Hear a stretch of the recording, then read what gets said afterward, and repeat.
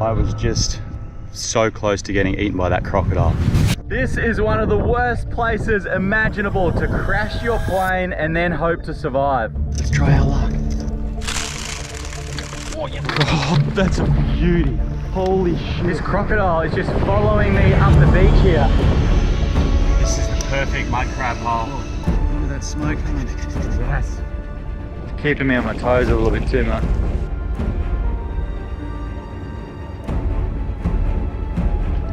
So welcome to one of the most isolated and remote parts of Australia.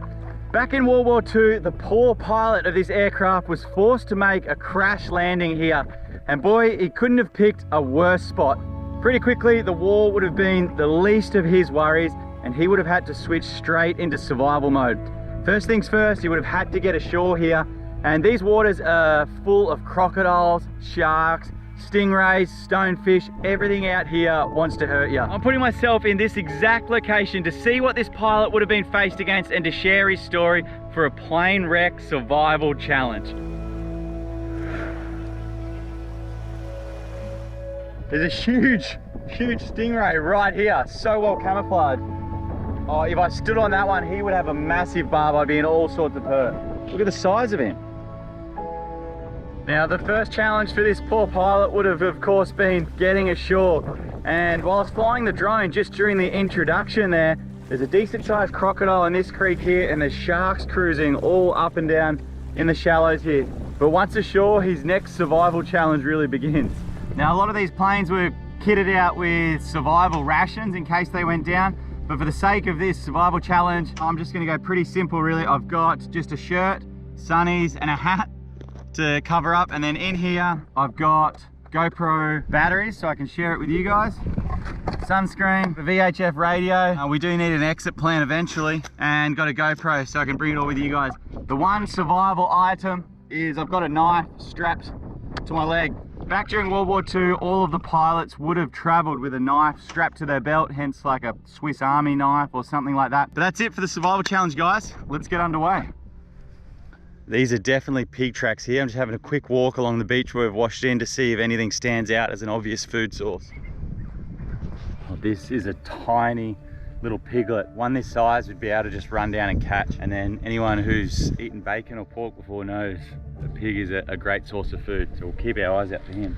So during World War II, there was almost 800 military aircraft that crashed up and down the Queensland coast. But that poor pilot's plane we saw today, he was part of an even bigger story, which is mind-blowing. It's like something out of, you know, a Bermuda Triangle type myth. And I'm gonna share that full story with you a little bit later on in the episode. The one consistency for the surviving pilots that survived, firstly, the crash, and then what came afterwards, is they were very proactive in finding either a water source, hydration, or food. So that's what we're gonna do, guys, in order to give ourselves the best chance at survival.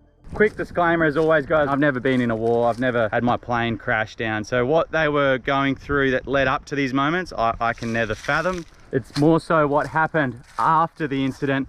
The really amazing thing is a lot of this landscape, what hasn't changed at all since these stories we're recreating. I do hope that some of these survival challenges are better sharing the stories of these guys that went through these epic tales of survival that aren't really well known or known at all. Having crashed down just offshore here, chances are that pilot would have washed straight into this beach, and it seems like he wasn't the only one that would have washed in here. There is so much plastic, rubbish, junk scattered all along this beach, but this could come in handy for us. So first things first, we're going to do a big walk on this beach and see if there's anything we can grab that's going to come in handy for our survival.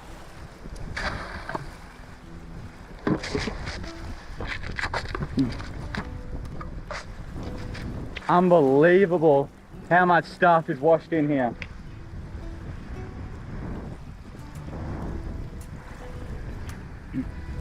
Now, to be honest, I'm not exactly sure what I'm looking for here, but just anything that is going to be useful to us. Things like rope, potentially a spear, any old fishing line, fishing hook, or any coconuts we can drink. What's this?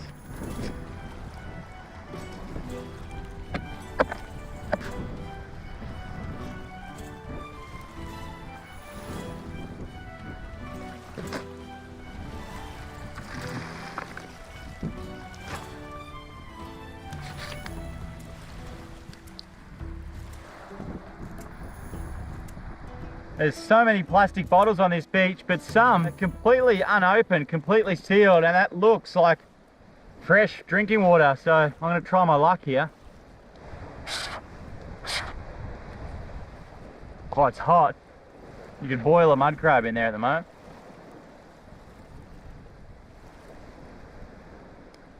That's beautiful, fresh drinking water.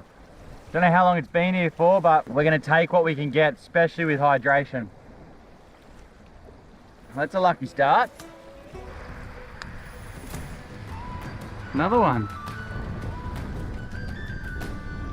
Honestly, it's amazing how many of these, I don't know whether they've fallen off a shipment of drinking water, it's fallen overboard or something, but that's just perfect drinking water. No way, another one. These things are everywhere. There must have been a pallet of fresh drinking water. What are the chances? I honestly can't believe our luck. This is incredible. They're all the same pattern, completely unopened. We've just about got a 6-pack of fresh drinking water. The strange thing is they've all been in the sun, it seems like, for a different length of time. This is very well weathered, whereas this is pretty clean. So I don't know how this water's finding its way into the ocean, but I'll take it. Thank you, whoever lost these. What an absolute gift, hey? This water just keeps appearing. Oh, I could make like a net in the shallows to net some fish, but this just seems too far entangled, unfortunately. We'll keep looking and see what else we can find.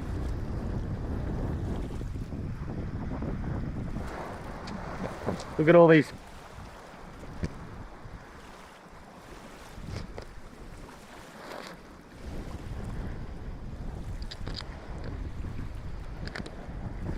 Oh, it's pretty well hooked in there. It's a popper, a fishing lure, but he's pretty well entangled.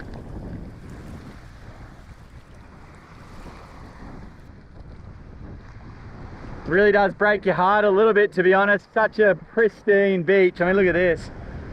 But just covered in human-made junk. It's like a rubbish tip. It is very useful if you're in a survival situation, but what a shame, hey? It's like everywhere, the whole beach. Little like flying saucer looking object. There's some crazy stuff here. This isn't how I imagine the survival episode would start. Basically Strick plays in a rubbish dump for 10 minutes, but hopefully something useful can come out of this. Now, it's only pretty faint, but this is a crocodile slide.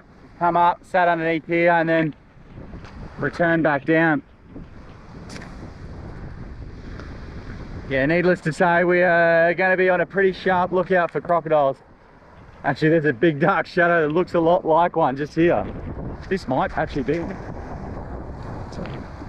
I just can't quite make it out, whether it's a log or a crocodile. I'll come back and see if he's moved in 5-10 minutes. Man, it looks a lot like one. Old shell.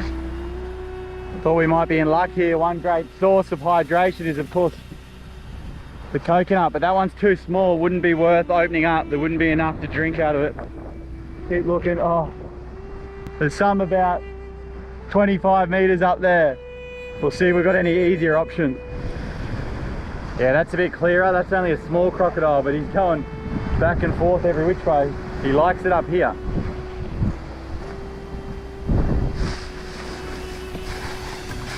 These little creek beds like this end up being a bit of a treasure chest. And in this one, there's a light bulb, but there is literal gold for us in the form of a gold lure. We've found a few lures now, but the good thing about this one, it's got hooks on it. Hernod 1805. Surely that doesn't mean this bottle's from 1805, eh? I think it must just mean Hernod's been around since then, but I'm not going to try my luck and drink this one. This is why you don't want to spend too long drifting around in the ocean. These floats are tough, and this has been bitten apart by a shark. See all the shark bites? Crazy, eh? Yeah, a lot of the sharks are just curious. If anything floats on the surface for too long, they'll come up and have a bit of a curiosity bite. All right, let's keep going. So the key elements we need to get sorted today is pretty similar to all survival situations. So we need hydration, we need food, we need the ability for fire, we might need a shelter. And my game plan this morning is I'm just going to cover a lot of ground and try and find these things. It does feel like the wind is picking up out over the ocean here, which makes gathering food pretty tricky. So once we're done this stretch, I'm gonna keep walking over to the other side. It's like a bit of a shipwreck here. Someone might have had their own shipwreck survival challenge on this beach. Oh, now this could be useful. This could be useful. Busted up old hand line that's probably going to cut me and do more harm than good using, but it does have some line on it. So I'm going to take this for the line and probably try to find a bottle or something else to use as the hand line. Now looking for the perfect bottle. Shouldn't be too hard, there's a few to choose from. I reckon this one will do it.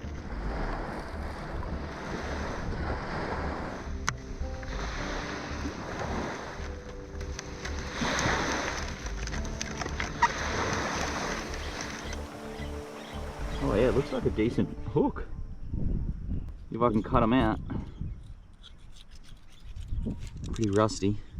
Oh, that'll work. Oh, you know what? This is a squid jig. Just realised I thought it was a toothbrush, but at the back here, there it is there. If I'm careful, I'll be able to get this squid jig out, which could really come in handy for catching something later. The more I cut and cut and cut, this is a little gold mine here. What a bloody mess though. Alright, 15 minutes later, we've got one treble out. That's definitely sharp enough to catch a fish. Let's get the other one. Oh, there we go, we've ended up with one lure and these two squid jigs, which, well, they're still sharp but need a bit more untangling. All right, let's go see what we can catch with these. So each one of these survival challenges that I do is just so different, but you've just got to play with the cards you dealt. And I mean, we were so blessed with all that water we've got, but next on the agenda, we've got to see what food we can get a hold of. So I'm just walking along the edge of the mangroves here and seeing if there's any good food getting around. Looking for things like mud crabs. I mean, mud crab would be amazing. Otherwise, there's different shellfish like mud mussels or mangrove snails. And at some point, I want to find an area where I can cast this lure and try and catch a fish. That tide's flooding in. I'm a bit too late here. I would have liked to have walked across there, but that tide's coming in, and just due to the crocodiles, I'm gonna have to go around there. Bummer. It's a little creek here. Oh, look at this. Look at this. Now that is a really good size male mud crab, but someone's beaten us to him. Keep our eyes out for a live one. Can you hear that? There's a colony of fruit bats up here, and man, they're loud, noisy buggers. So we don't want to be setting up camp here. You won't get a blink of sleep. But the fruit bats, they eat similar fruits to what you and I would love. So if they're around here, I just want to see what they're feeding on. It might point me in the right direction for a bit of good bush tucker.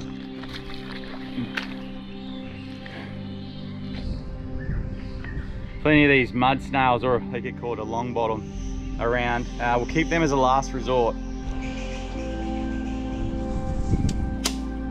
Now this is definitely a mud crab hole. Let's see if anyone's home.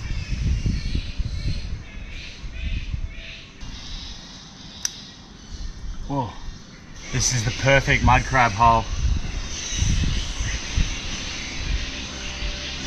That's the back of it there. No one home. I wonder if this was the hole of that dead crab we found. Oh, there's these bats here. See them climbing up there? They are so loud. Can you hear them? They're going crazy. Oop. No obvious mud crabs, and that water, that tide is coming in. I don't really want to get stuck in here. Almost down. Walking in the mangroves in a survival situation, I reckon it's a risk, because you just chew so many calories. Everywhere's like an obstacle course coming over and under and stuff, and you just chew so much energy. It's hot, there's sandflies biting you, so you really want to get a bit of return on investment like a mud crab or something, but no luck for us then. No, just got to keep looking. Just wondering what beast we've come across here. Look at the size of that handprint, and it looks like 3 definite claws. Couldn't work it out, but then this is his slide up here. Crocodile's come up and gone back down. Decent size one too, looking at those handprints. There's a nice deep bank here, so this looks like a pretty good spot where I can cast my lure off and try to catch a fish. We'll see how we go.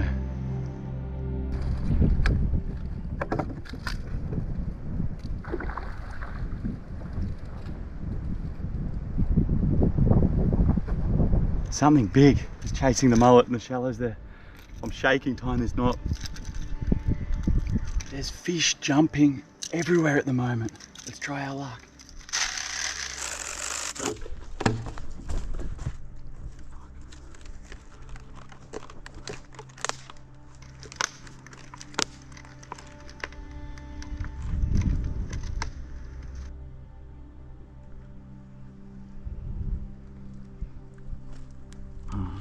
Right, we don't have much line and the lure is diving too deep, so let's see what we go here.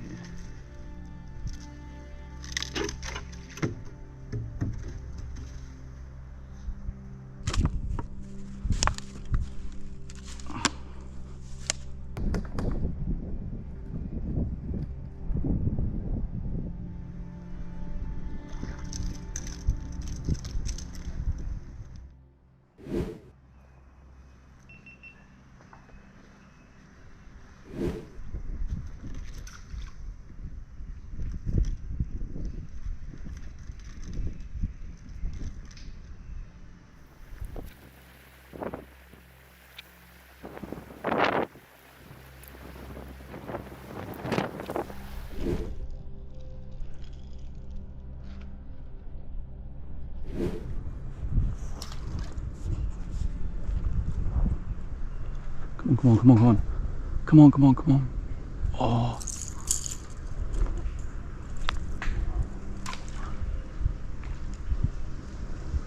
Come on, come on, come on. Get it, get it, get it, get it, get it. Get it.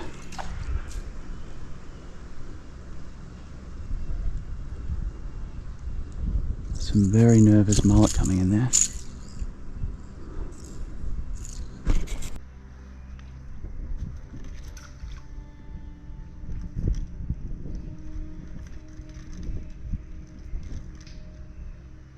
Yes, yes, yes. What have we got? Yes! Come up here. Beauty.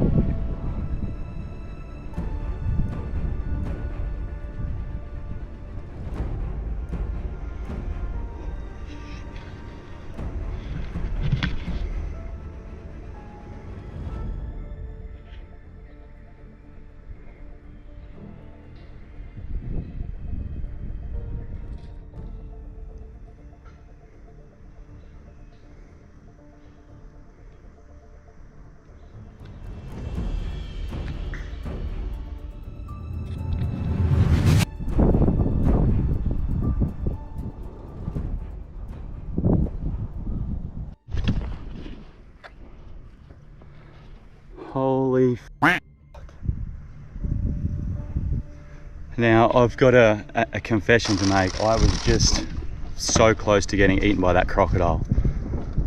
Man, I'm so disappointed in myself. Like I just got my lure snagged on a snag there and I was like, oh, hopefully there's not a croc there, and I freaking got it unsnagged quickly and come back up. The next cast, I catch a fish, pull it up the bank, turn around, this freaking huge like crocodile head is right at ambush on the water edge there. Man, can't believe I just let that happen. I am out of here. I don't want to play any games with a crocodile that size. That was just crazy, crazy, crazy, crazy. An animal that size would eat things like me for breakfast every morning. He'd outsmart a pig on that same bank. Here I was just looking and smelling like a bloody pig stomping around. That's got me really, really on edge, hey. I think my adrenaline levels are only now just starting to drop a bit and I get a chance to reflect. Of course, I know that there's crocodiles here.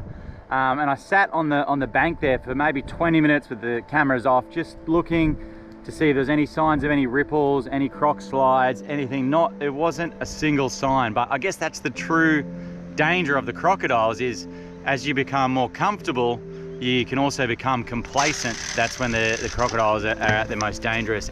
My lure was snagged pretty much right where that crocodile's head was. Plenty of good men have been taken by crocodiles thinking they'll be quick and just pop it off in that exact kind of scenario. I was super lucky to get away with that one. I was always in disbelief, like how could it pop up there so silently, not a ripple, but I must have been just out of his strike zone, because by the time I turned back, he was ready, but I was just out of his reach, I reckon. And then there was this kind of stare off as he was on the edge of the bank and I was slowly retreating. And that moment will be sort of burnt into my brain for a while to come. That's what nightmares are made of, that stuff. Whew.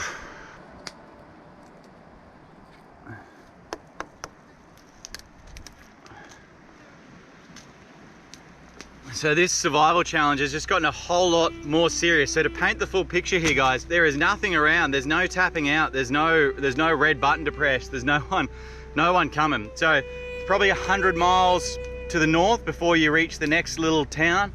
Probably 100 miles south before you reach the next little Aboriginal community. And everywhere in between is just pure wilderness areas, guys. There's nothing. And the only boat within miles would be Fran. So I've organised tomorrow for her to come and pick me up, thinking that would be enough time to organise a get out of this survival challenge. But until then, there is no one coming, guys. I can't tap out even if I wanted to. So it's gonna be a long night, but we've just got to get on with it, eh? There's a huge fin out of the water in the shallows here. With a dorsal fin that big, that's got to be a hammerhead. It's got to be a hammerhead shark. Oh man, this place is crazy. Just offshore here. You see that big dorsal just slicing through the water. He must be chasing some fish there. I'm on such high alert after that crocodile. Then when there was some splashing, I was like, oh, he's back.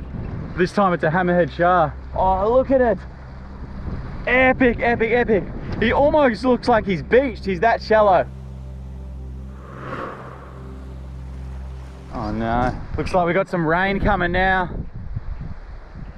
Oh, there's another crocodile. Bloody hell, let's go get a closer look. So right where that hammerhead shark was, a crocodile's come in and he's right on the edge of the water. He's got his mouth open. Doesn't look like a friendly pose anyway, but he's got his mouth open right on the edge of the shoreline there. I'm not sure if this is the same one, but this one looks smaller. The head I saw of that other one, I'm gonna have nightmares about that for a while. The head looked so wide. Might be a different one, or it might be the same one that wants what he just missed out on before. Doesn't want to let his lunch get away. Can't get a minute to myself without all these crazy animals around, but I really need to try to get a fire going before that rain comes and ruins all hope.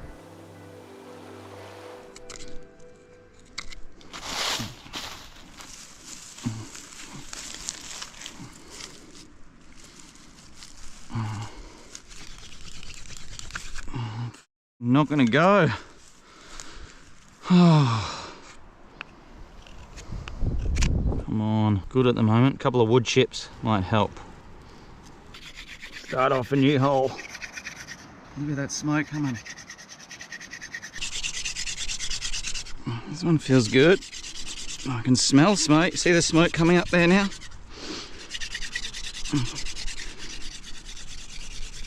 Oh. It's not going to do it. I've just got to keep trying. I've got a feeling that I'm really going to need this fire tonight just to try and keep that crocodile a little bit wary as best we can. Let's try again. That's smoking already.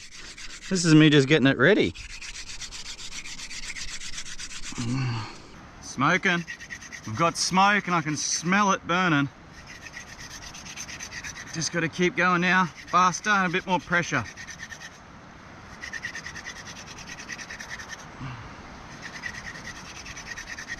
Look at that smoke pouring out of it. This is going to go actually. This is going to work.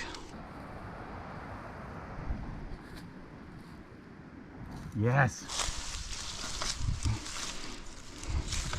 Yes! Finally.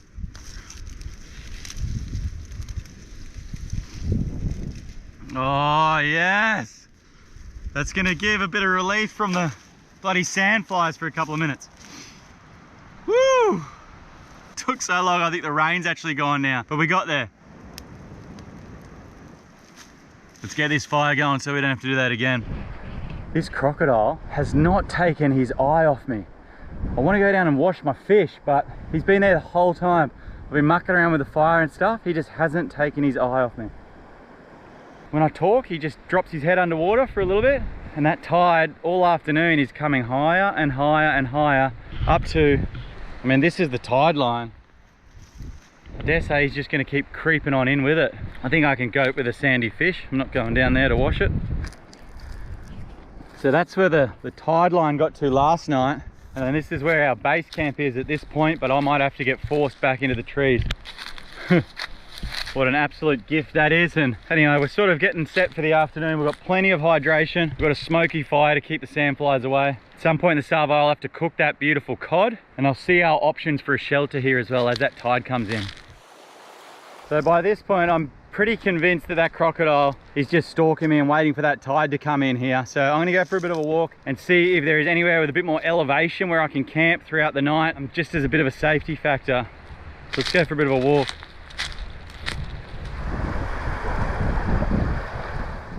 This crocodile is just following me up the beach here. He's in the water, just trailing behind. Definitely stalking me out. He doesn't want to let me out of his sight.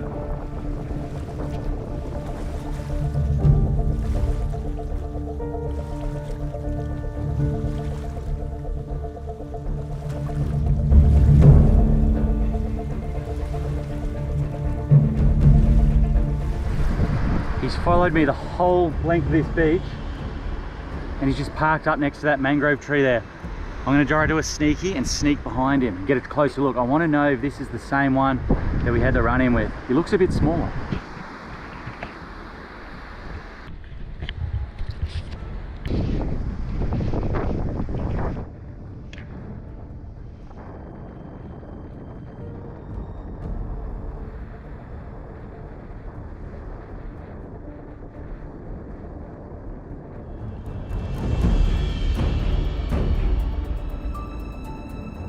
That was awesome. This one is definitely smaller. His head, I reckon, is probably half the width. The other one had this big square box head. But that one is a decent crocodile, but man, the one we saw before was a dinosaur. That means there's two of them anyway. So the setup is down that way is just all mangrove straight onto the beach. That spot where we did all the beach combing is now cut off by the tide, so we can't get there. And this is our only place to camp tonight, guys. So yeah, we just got to do the best with what we can. Do have about 10 litres of water to drink, so I might start cooking this fish, get hydrated, and then we'll see how the afternoon plays out. Yeah, beauty, bit of rain coming. Oh, what a day, hey? There's no chance I'm washing that fish off down by the water, so we're gonna have sandy cod straight on the coals.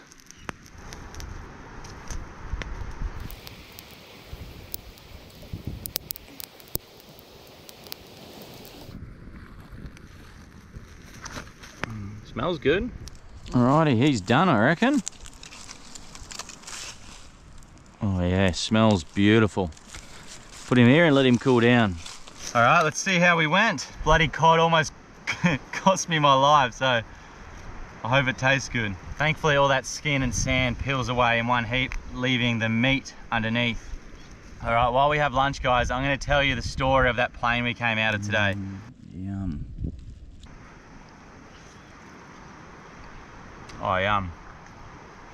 Really, really nice. So guys, that plane we came out of is part of one of the craziest stories of Australian aviation that I've ever heard. So during World War II, there was a squadron of 11 American planes flying up the east coast of Australia. They were heading to Papua New Guinea. Once they got to about this point, one of the crazy storms rolled in that makes this area so wet through the wet season, and they lost all visibility, they lost all comms with each other, and they only had a limited amount of fuel and were forced to make their own crash landings all up and down this coast. Unfortunately, 2 of them died in this process of the crash landings, but the rest of them managed to survive the impact of the landing, and then they all had their own individual survival situations to get out of. So one particular gentleman landed a little bit to the south of here. He would have been pretty happy to have crash landed and survived the impact, His radio was now working. He was told that a plane would be sent out to rescue him the next day. So he just sort of sat tight. The next day, a plane came out to pick him up. He was about to be rescued. As the plane was coming into land, it was low tide, and one of the wings clipped like a little sand mound and flipped the plane over, landing it head down right on the water's edge. The pilot survived the impact, but he was stuck inside the plane. He was trying to smash his way out, but he was wedged on the sand. He couldn't get himself out. The first pilot was there as well, now trying to smash and open his way in to free his comrade. But he was unsuccessful, and over the next few hours, as the tide rose and rose and rose, unfortunately, this pilot drowned inside the cockpit of his plane. So the first pilot obviously had to witness all this. That must have been incredibly traumatic. He managed to get on the radio, notified the powers to be. They said, sit tight, not to worry. Tomorrow, the next day, we'll send out another plane to rescue and try and retrieve the body. So the next day comes, the plane comes overhead, does a passover. As he's sort of getting ready, the plane does one last flyover, and he hears a crash bang in the bushes behind him, and the plane has crashed, hit a tree and crashed and gone up in a ball of flames back in the trees and shrubs behind him.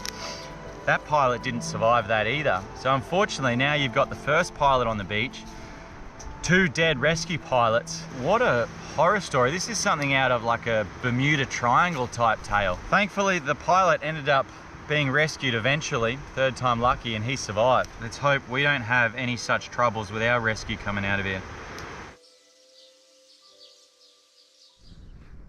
So I've built up the courage to return to the creek where we saw that giant crocodile, and I want to set up a trail camera here. I'd love to get a closer look of him. Like, it's ingrained in my memory of this monster, this dinosaur. So I'd love to get a closer look at him. Hopefully he likes cooked fish. We'll see how that works out. I'm going to put that in front of the camera and see if he comes up. Oh.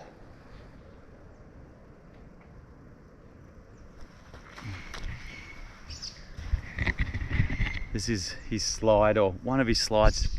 This is kind of smaller than I imagined. Maybe this is his girlfriend, or maybe it's my mind playing tricks on me, but look at that. Look at that claw.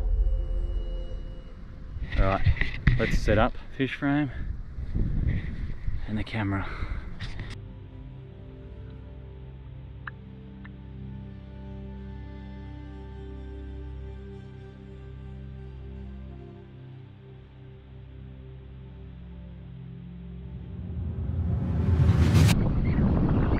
What a crazy contrast. We've got a beautiful sunset out that way and one hell of a rain cloud out that way. Hopefully we don't get the worst of that.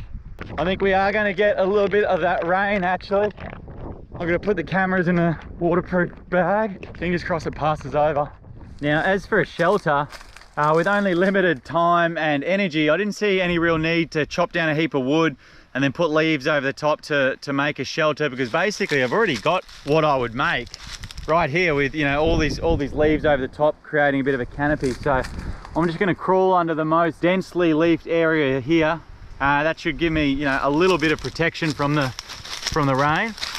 And I just want to make sure I'm off the main pig thoroughfare where all the wild boars had come through at night time. I don't want to be getting trotted on by them. And then the other thing I'm going to have to look for is I'm going to keep an eye on that tide and just make sure that water doesn't get too close.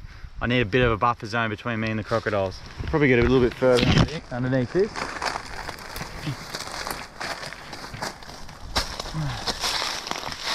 I think that's going to be me. And actually, the Aboriginal people of Australia that successfully lived here for so many years, they didn't make extravagant shelters or huts. They were very nomadic, and at the end of the day they just put up a tiny bit of canopy over the top of them from paper bark tree or something like that, and it seemed to work all right for them. That'll do for a pillow.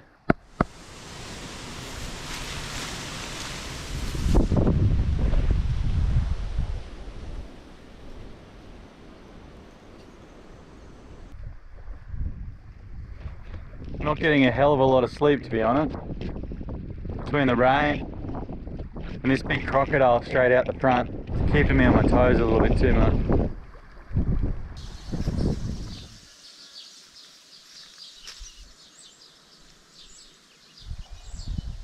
We're gonna go catch some brekkie. I'm really keen to see if we had any visitors through the night on our cooked cod down there. Coming down the back of the mangroves here. All those fruit bats are awake already, yapping on.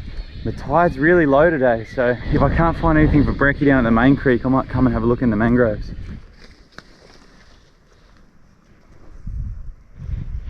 So I was so bummed that nothing has taken the bait, but I've just spotted a beautiful barramundi in the middle of this little creek here. I'm going to stay right away from the water's edge, but I'm going to risk casting at him and trying to catch him. That is a beautiful fish.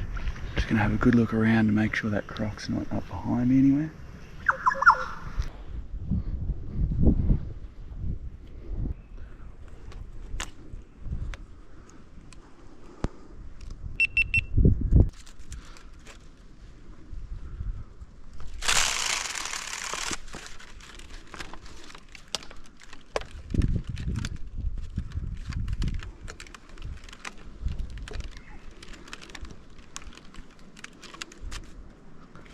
Oh yeah! Holy! Whoa! Where's that croc? Where is that croc? Oh, that's a freaking beauty! Holy shit! What a beautiful barra! Come up here, mate. Come up here. Come up here, you big, beautiful fish. Yes! Holy shit! Check out. I'm on edge, man. Hyper alert. Check out the size of this fish. You beauty! A barra on the water bottle hand line. I was actually looking at a separate fish and this one come off the bank. What an absolute gift. On the first cast, this beautiful, beautiful saltwater barramundi. And this is really what these wild parts of Australia is all about. Big crocodiles, big barramundi. Oh man, amazing. I'm just gonna check that trail cam anyway to see if it did pick up anything. There's no obvious tracks, but the angle I had it might have actually got that croc swimming up and down, in and out of this river. So let's have a quick look. Just turning him on. No luck on the trail cam. I'm not going to push my luck and tempt fate down here any longer. I'm going to take that beautiful barra back to base camp. Barramundi breakfast. All right, now in a true survival situation here. We've been so blessed with food for a week. We got hydration sorted for a week with this 14 litres of drinking water we found.